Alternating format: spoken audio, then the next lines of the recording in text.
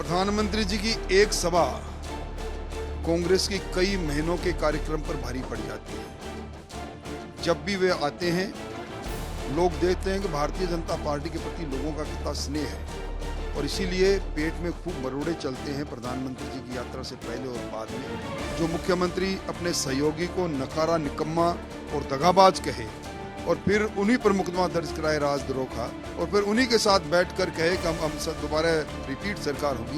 ये सरकार डिलीट इसीलिए होगी, कथनी और करनी के अंतर को राजस्थान के अवाम ने बड़े नजदीक से देखा है। और भारतीय जनता पार्टी में ना कोई खेमाबाजी है, नो कांग्रेस के तर्ज पर उन्हीं के मंत्री जिस प्रकार रोज कहते हैं हमारी सरकार भ्रष्टाचारियों की सरकार है, कमीशनखोरों की सरकार है। इस तरह की बात भारतीय जनता पार्टी में दूर दूर तक नहीं। प्रधानमंत्री नरेंद्र मोदी बीकानेर दौरे पर है और इसको लेकर पूरी तैयारियां संभाल रहे हैं। यहाँ के सांसद और कानून मंत्री अर्जुन मेघवाल और उनके साथ साथ भारतीय जनता पार्टी के वरिष्ठ नेता और नेता प्रतिपक्ष राजेंद्र राठौड़। सर, लगातार आप तैयारियों में लगे हुए हैं, कितने लोगों का अनुमान है? बीकानेर संभाग में पहला दौरा है इस कार्यकाल के अंदर, किस तरह से देखा? प्रधानमंत्री जी की सभा पूरे संभाग की सभा नहीं है, ये सभा है 13 विधानसभा की, जो 150 और 200 किलोमीटर के रेडियस के अंदर यहाँ है। ये पहली सभा है जिस सभा के निर्जल जगह पर है, जहाँ 20-20 किलोमीटर पर कोई आबादी नहीं है। बड़ी संख्या में लोग आएंगे और मैं दावे के साथ कह सकता हूँ कि बीकानेर संभाग में जितनी भी सभाएं हुई है उन सबसे बड़ी सभा अब तक की सभा होगी। लोगों में अपूर्व उत्साह और उल्लास है। बड़ी संख्या के अंदर लोगों के आने की सूचनाएं हमें निरंतरता से प्राप्त हो रही है और उसके भी दो कारण है। एक, इतनी बड़ी आधारभूत संरचनाओं के शिलान्यास और लोकार्पण का काम पहले कभी नहीं हुआ। 25,000 करोड़ की आधारभूत संरचनाएं और एक तरह से मैं कहूं कि इस इलाके की जीवन रेखा, ये जो ग्रीन कॉरिडोर बन रहा है, ग्रीन कैरियर कॉरिडोर, ये इस इलाके के अंदर बहबूदी लेकर आएगा, विकास लेकर आएगा और यहाँ इंडस्ट्रियलाइजेशन को तरस रहे इस जिले के अंदर उद्योगीकरण बढ़ेगा, यहाँ के लोगों को रोजगार मिलेगा।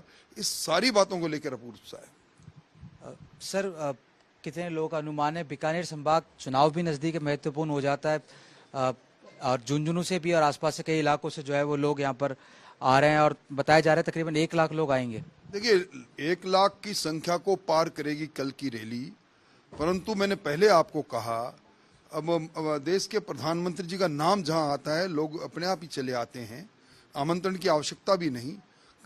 अब हमारा जो जिन लोगों के साथ हमने सीधा जिनको कहा कि आप आइए, जिनको हमने पीले चावल भेजे, वो 13 विधानसभा के लोग हैं, परंतु अब तक की सबसे बड़ी रैली होगी। पूरे प्रदेश के प्रमुख कार्यकर्ता यहाँ निश्चित तौर पर आएंगे। हर मंडल से एक बस भी आएगी, इसलिए कह सकते हैं कि बड़ी रैली होगी। सर, कांग्रेस कह रही है कि प्रधानमंत्री नरेंद्र मोदी आएंगे और ये झूठे वादे करके यहाँ पर जाएंगे, तो उनका लगातार आरोप है चुनावी जो है शगुफा वो कल देंगे क्योंकि नजदीक में चुनाव आ रहे हैं और चुनाव जीतने के लिए ये जो है वो बांटे जा रही है, योजनाएं घोषणाएं की जा रही है। प्रधानमंत्री जी की एक सभा कांग्रेस की कई महीनों के कार्यक्रम पर भारी पड़ जाती है। जब भी वे आते हैं, लोग देखते हैं कि भारतीय जनता पार्टी के प्रति लोगों का कितना स्नेह है और इसीलिए पेट में खूब मरोड़े चलते हैं प्रधानमंत्री जी की यात्रा से पहले और बाद में। और मैं समझता हूं कि कांग्रेस को अपनी बात देखनी चाहिए।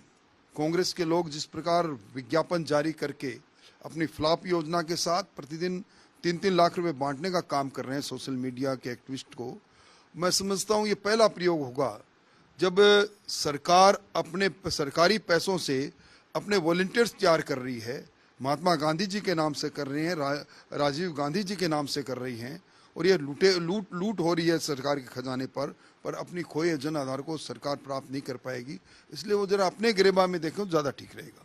सर, मुख्यमंत्री के ओएसडी ने भी ट्वीट करा है प्रधानमंत्री नरेंद्र मोदी के इस दौरे को लेकर और कई जो कांग्रेस के नेता है वो पीछे जो है आप पर भी आजकल थोड़ा तंज कसने में लगे हुए हैं, चाहे वो प्रदेश अध्यक्ष गोविंद सिंह डोटासरा हो कांग्रेस के, मुख्यमंत्री अशोक गहलोत, आजकल आप उनके रडार पर रहते हैं। सर, देखिए, मुख्यमंत्री जी ने कभी प्रतिपक्ष के प्रति सम्मानजनक बात रखी नहीं, ये उनकी आदत में शुमार हो गई। जो मुख्यमंत्री अपने सहयोगी को नकारा, निकम्मा और दगाबाज कहे और फिर उन्हीं पर मुकदमा दर्ज कराए राजद्रोह का, और फिर उन्हीं के साथ बैठकर कहे कि हम दोबारा रिपीट सरकार होगी। ये सरकार डिलीट इसीलिए होगी कि कथनी और करनी के अंतर को राजस्थान के आवाम ने बड़े नज़दीक से देखा है।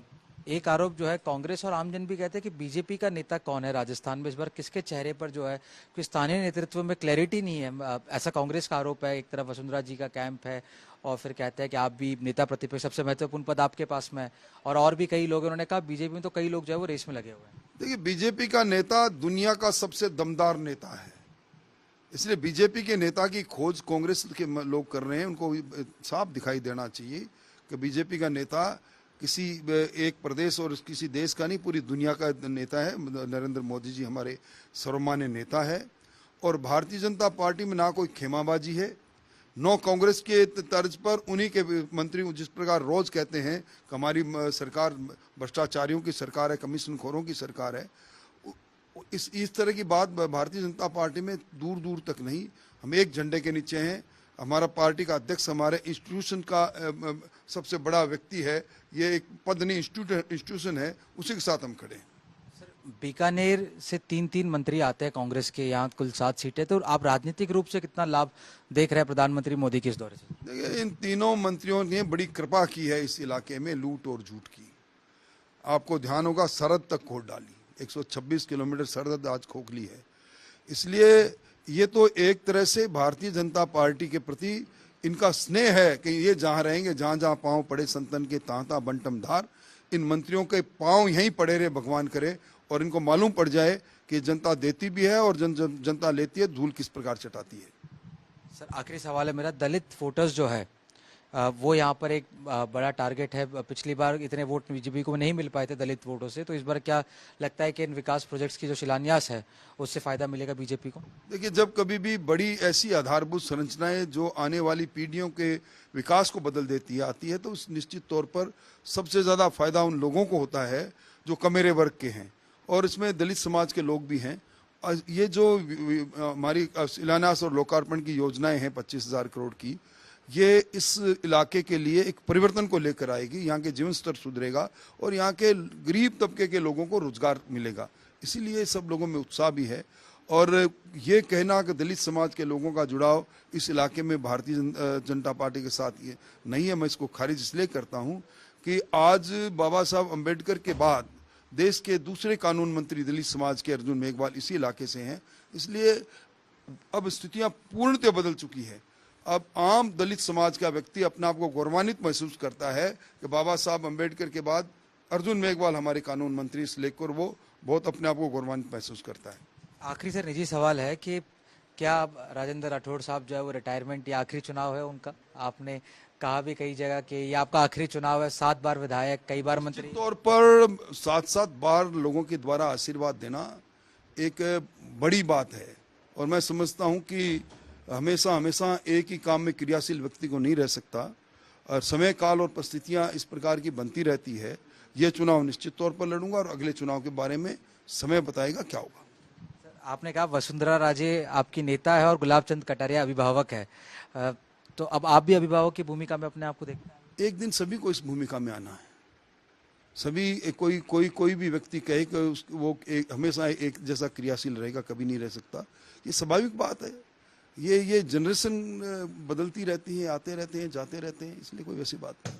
ये थे हमारे साथ भारतीय जनता पार्टी में और राजस्थान के नेता प्रतिपक्ष राजेंद्र राठौड़। इनका कहना है कल एक विशाल सभा होगी और अब तक के जितने भी रिकॉर्ड हैं वह सारे रिकॉर्ड तोड़ेंगी। कैमरा पर्सन निखिल शर्मा के साथ बीकानेर से जय किशन शर्मा।